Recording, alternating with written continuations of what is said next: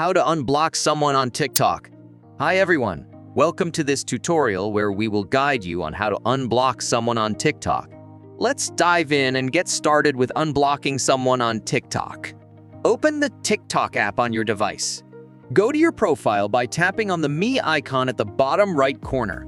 Tap on the 3 horizontal lines or dots, menu icon, at the top right corner to open the menu. Select Privacy from the menu. Scroll down until you find the Blocked Accounts option. Tap on Blocked Accounts.